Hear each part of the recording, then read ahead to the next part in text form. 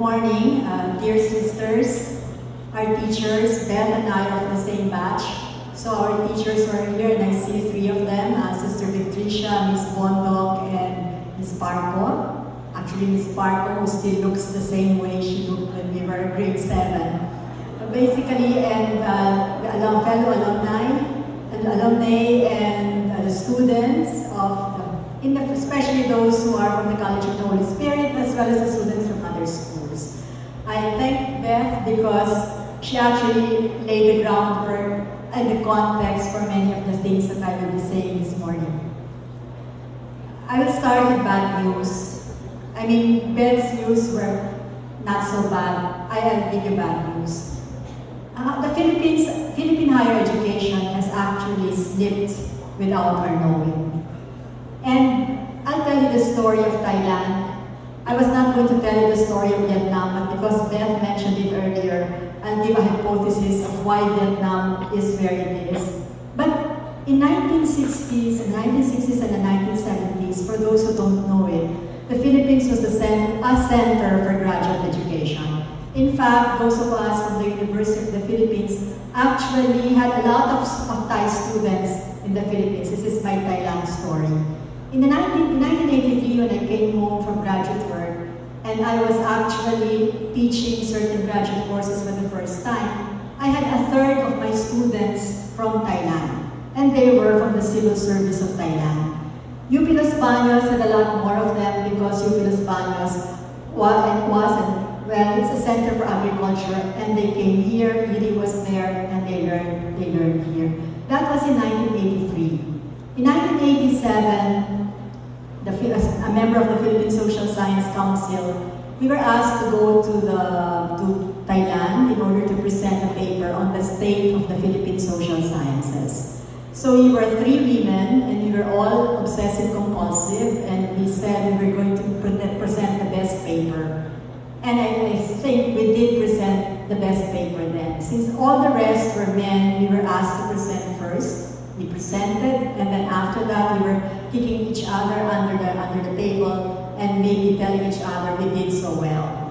Then the Indonesian started to talk and said, our paper is not as good as the Philippine paper, but we will present it anyway. Finally, the Thais, the hosts, and some of them became constitutional justices and ministers of Thailand when they became older. But basically at the time they were very playful, and they said, oh, we're not presenting a paper that's as good as the Philippine paper, we're just presenting notes. Because the level of development of the paper is inversely proportional anyway to the level of development of the country.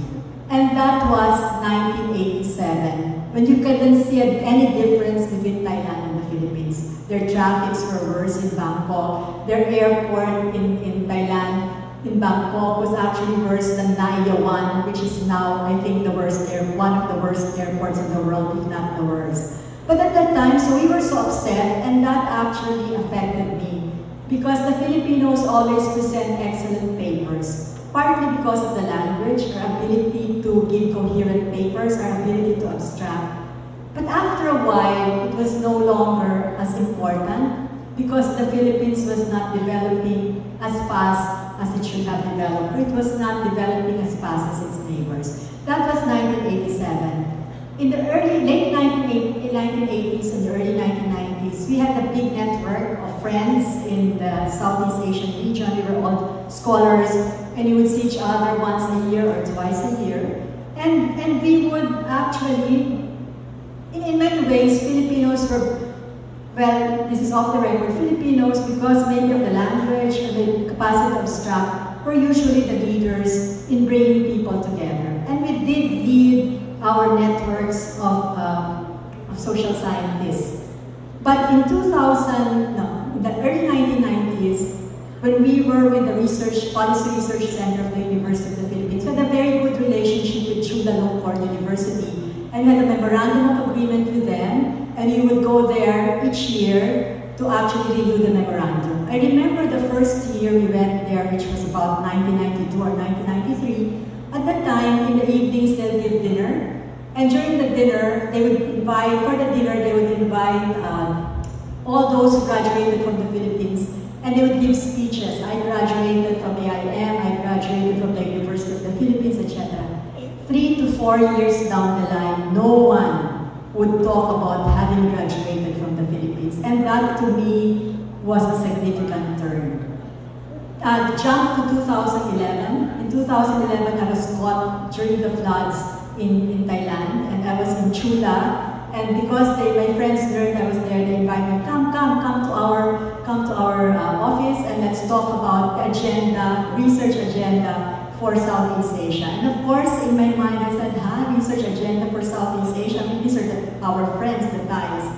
And they were looking down on the Filipinos. They were looking down upon us because basically we actually grew up together.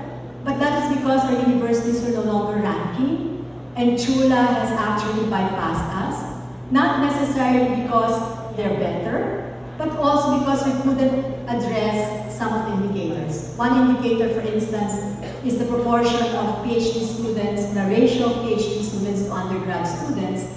The University of the Philippines, which has the biggest percentage of graduate students, is only 30%.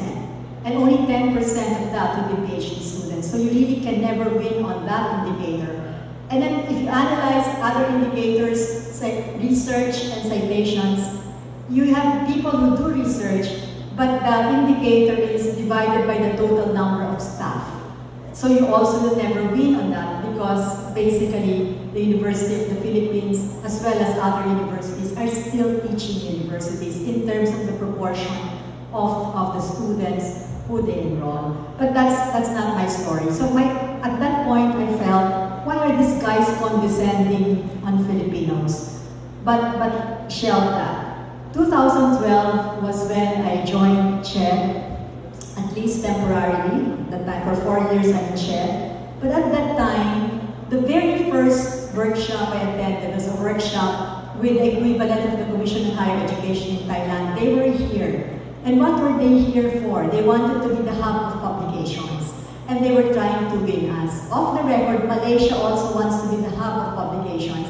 And they're trying to win us. And I whispered to the chair of CHED, who happened to have gone with me to Thailand in 1987 when we had that conference on social science, on the social sciences. And I said, hindi ba tayo yun dati? Weren't we the ones bringing people together? And now we couldn't. We're not in a position to bring people together. So that was 2012. Worse, they no longer recognize our degrees because we lacked the 2 years. The lack of 2 years is not a substantive difference for countries like Australia and maybe some countries in Europe, but less in Europe now, because they still recognize the degrees of people coming from specific universities in the Philippines. But in general, it has become de facto a substantive difference. When I was presenting this at the Philippine Science High School Strategic Planning Workshop, I was telling them about this situation. I remember one teacher who said, but no, well, that's happening now to our friends who are in Thailand. They graduated from the Philippine Science High School, went to college, they're teaching science and math in Thailand, and they're the lowest paid, even if they're winning awards because they lack the 2 years. So if you have bureaucrats, the lack of 2 years makes a substantive difference. But that's not even the end of my story. It's not, we still struggle to have our diplomas recognized, but the Thais also, they just, up to now, they just insist that they will not recognize many of our diplomas, even if they're coming from good schools. I mean, this is context for K-12. I mean, basically, K-12 is a reform that should have started a long time ago. But anyway, we are perceived to have lagged behind in terms of the relevance of education to solving concrete problems in the Philippines because we continue to have so many problems, in propelling the local, regional, and national economies, and our standards are perceived to lag behind global standards. Objectively, perhaps, there's basis, but perceptions are real in their consequence. So when I was in Thailand and they were condescending on the basis of rankings, etc., that is perception. That's why our dilemma now is, do we support specific universities to rank? Because what that means is a radical change in the way they recruit their faculty. You don't recruit faculty the way we do now. You recruit faculty on the basis of competence, their publications, because you carry their publications in your university. And that would also mean that you will have to more or less support them and support the schools that you would choose. Because, and the dilemma is like the dilemma of the College of Law of UP. For a long time, the College of Law was saying, oh, we do not have review exams because we do not teach to the test. All our graduates must be able to defend the clients, they must be able to argue, they have critical thinking. But sometime in the 1980s, UP was no longer making it to the top 10. And in the Philippines, where people are so conscious of rankings, there was a newspaper account that said UP is no longer good, and the top law schools are Ateneo, San Beda, etc.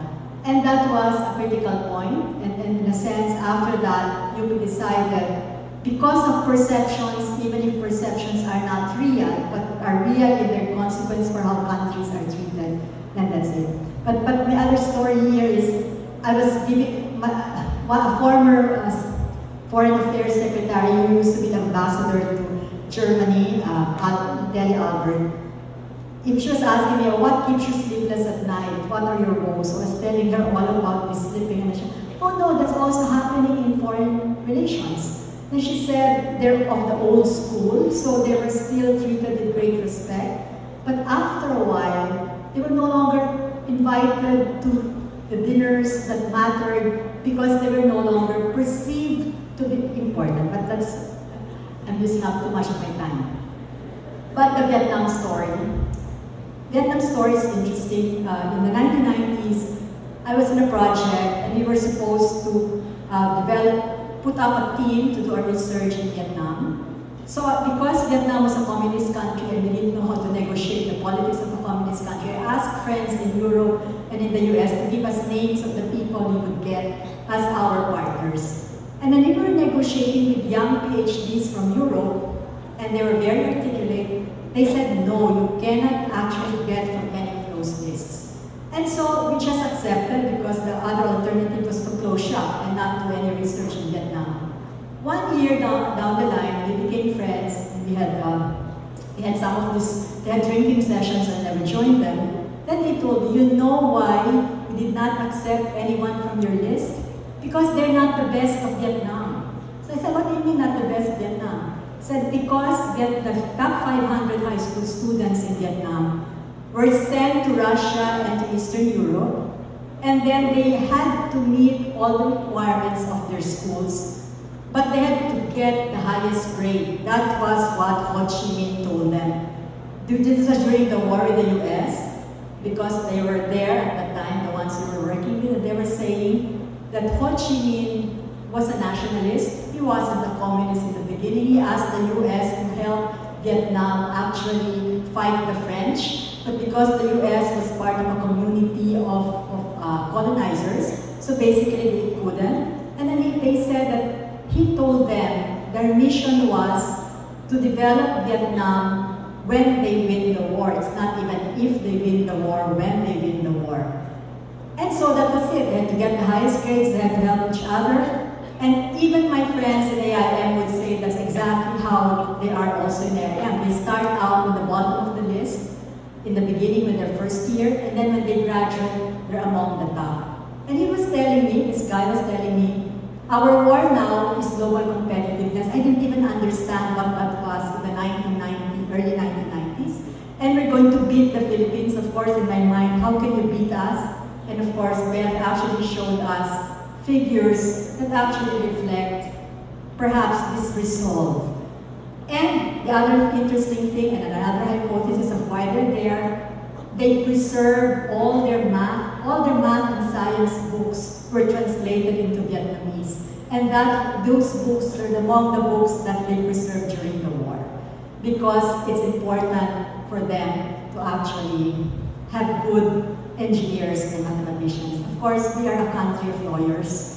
We're not a country, even if we have programs in the Commission on Higher Education for sciences, there are scholarships for sciences, we do not have too many takers. I'll just go very fast through some of these tables. This actually shows how much we're lagging behind across different indices.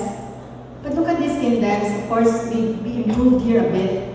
But even for capacity for information, the perception is we're lowest. This is based on perception. This is the Economic World Forum indicator for global competitiveness. I just got the technological innovation. And quality of scientific research, we're lower, we're perceived to be lower than China, Indonesia, Malaysia, Thailand, and Vietnam. Okay. I have other slides for that, but never mind. This is in terms of scientific output. And there are 3 tiers. The first tier, Malaysia, Singapore, and Thailand. The second tier, Indonesia, Vietnam, the Philippines, in that order. And our slope is actually almost flat. And after us is Cambodia, Laos, and Myanmar. I mean, this is a shock usually to those of us who think that we are still up there. And many of my colleagues in the university still think we're up there, but we have to do a lot of work. So basically, it shows this table is showing that we are actually losing momentum in terms of education and actually falling further behind in terms of per capita growth compared to our neighbors in the ASEAN and China, which are all catching up on both.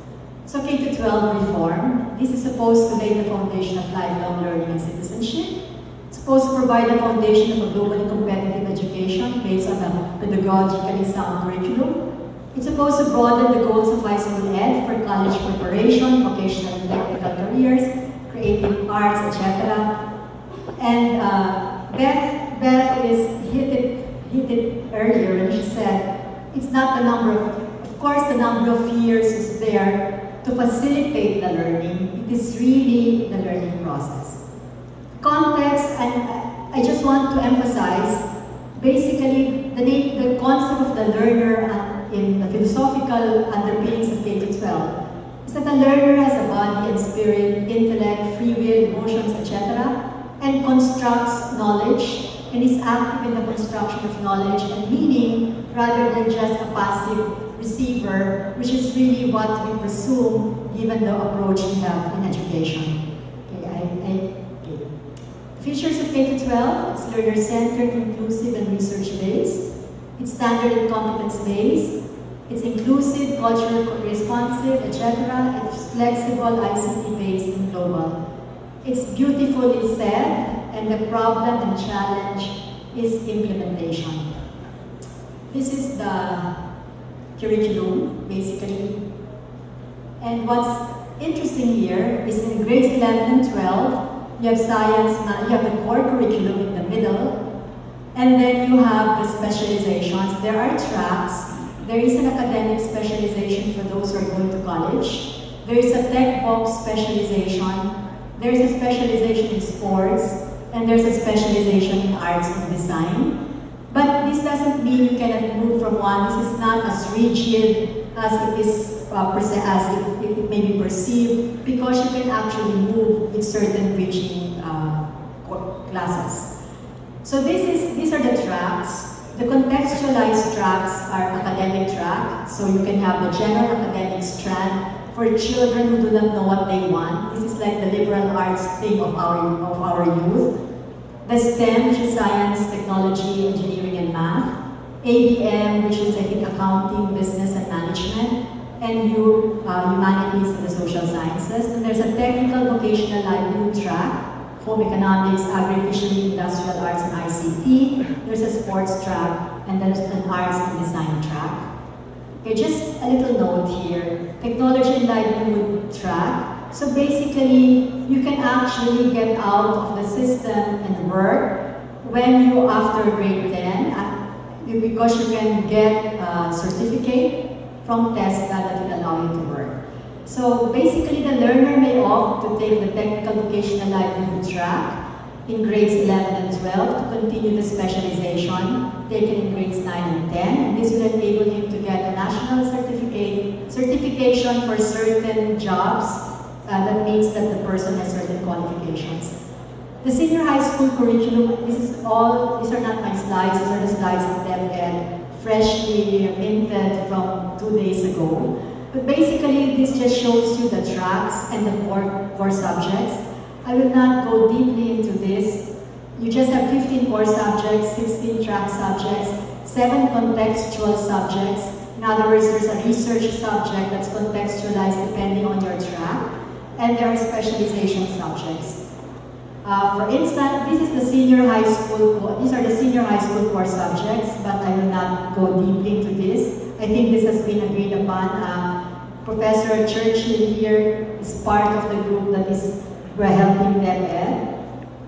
Contextualized track subjects include English for academic and professional purposes, which will depend upon which track you're in. Maybe the emphasis will be different.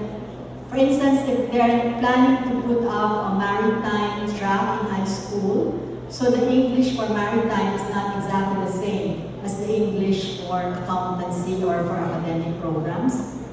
Then you have, this is the academic track, the kinds of subjects you have for different strands. I'll just show you quickly. This is the proposed for the humanities and social sciences because they have not yet completed the work. But for instance, for science, technology, engineering, and management, there are particular subjects in 11 and 12 that are not shared by the others. Among the core subjects, academic track for science, okay, so in many ways, some of the subjects we took in college are going to go down to high school. Our college will be just like senior high school. I think much of it, our MAs will be something like senior bachelor or something, but that is really what this will mean. Well, this is the track for the tested training, hairdressing, tailoring, and of course, but they also have IT and some other courses. Okay. Why competency-based education? Beth was mentioning earlier about skills, the kinds of skills. What should we learn? She was presenting this graph that showed the demand for practical, even for managers. It's not just the theoretical, it's the practical.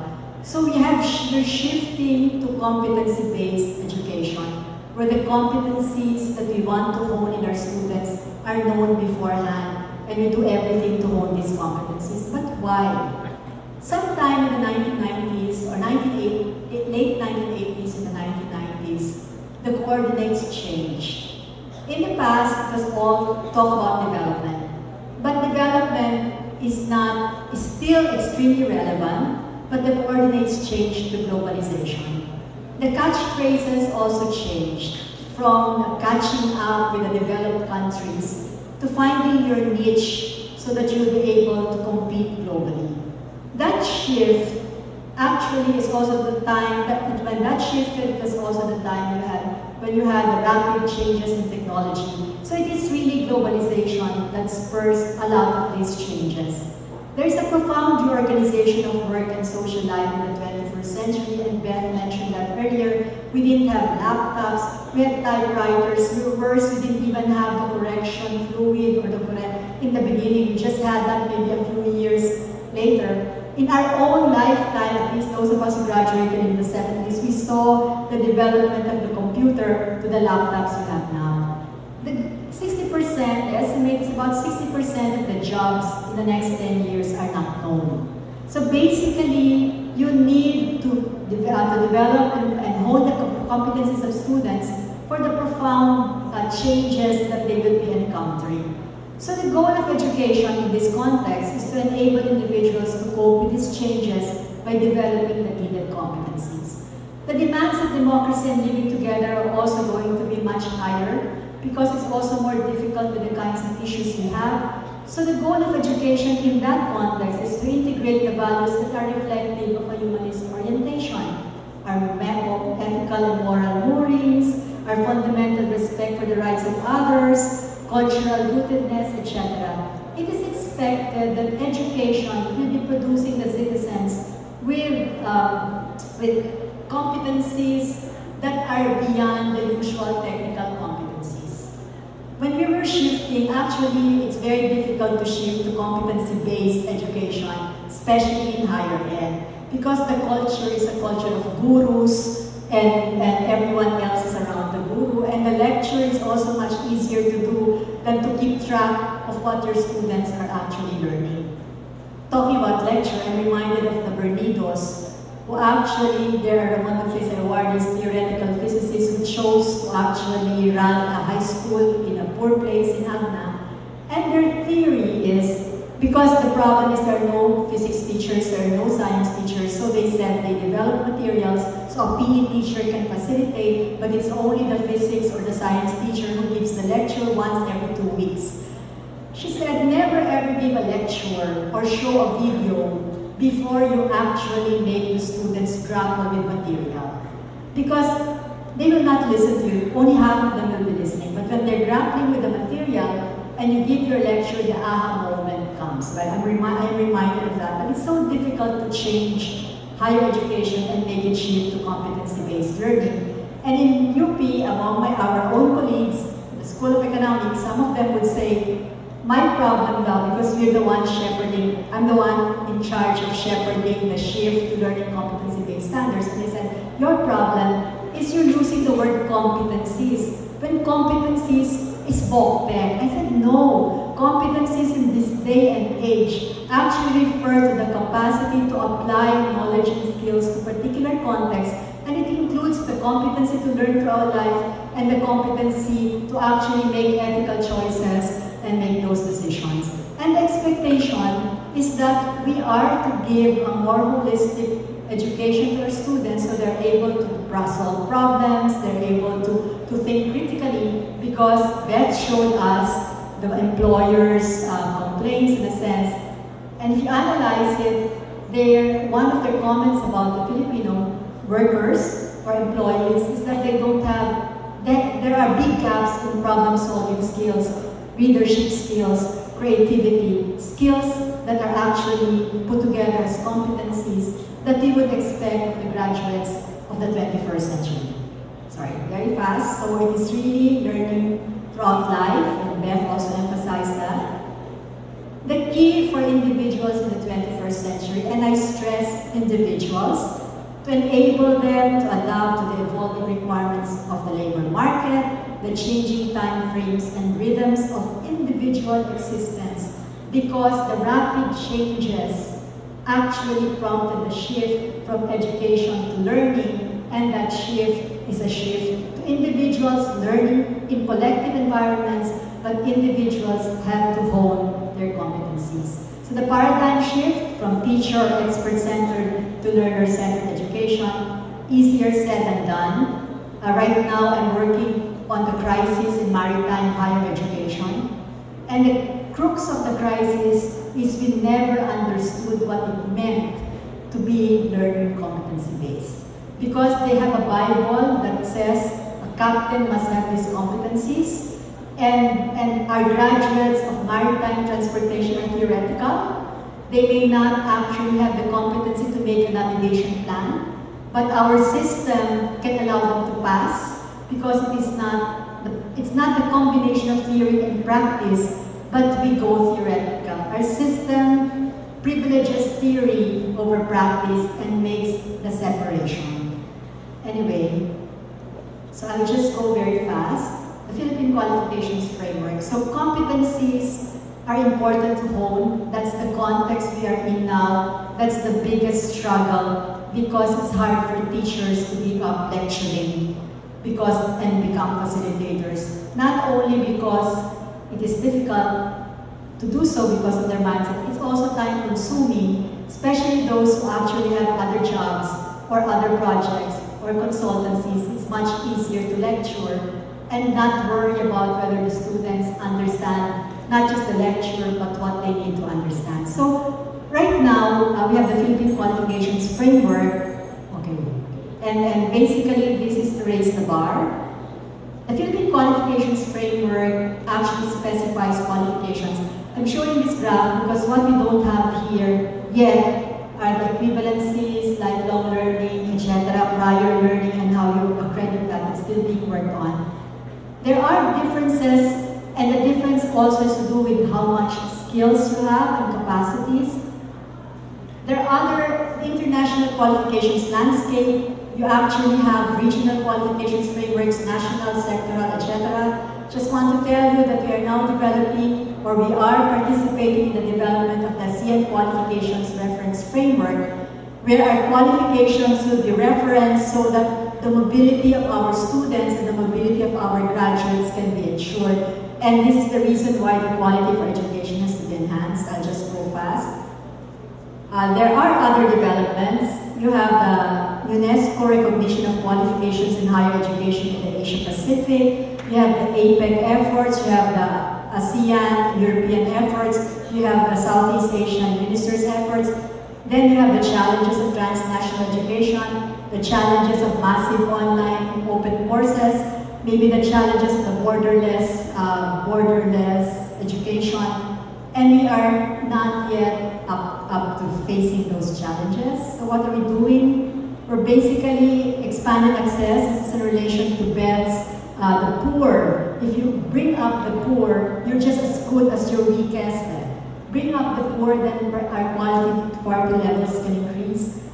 Basically, we're shifting to competency-based learning and shifting our programs and standards. I'll just go very fast. On the high end, though, it is important for us to develop quality, world-class institutions, to promote high-end research to translate to technological innovations. If you're reading in the newspapers, and you see the word PICARI, the Philippine California Advanced Research Institute for Translational Medicine and for Wireless Infrastructure, and you see that SHED is being accused of plunder, it is because it's the first project that the government ever funded heavily to the tune of 1.7 billion pesos a year, and up to now it has not moved. We're on the second year of the second money, and because it's just very difficult for even our congressmen and senators to understand that you need the high-end research that Korea actually focused on. Okay, we're cramming. Basically, everything is crammed, and that is what's bad about us.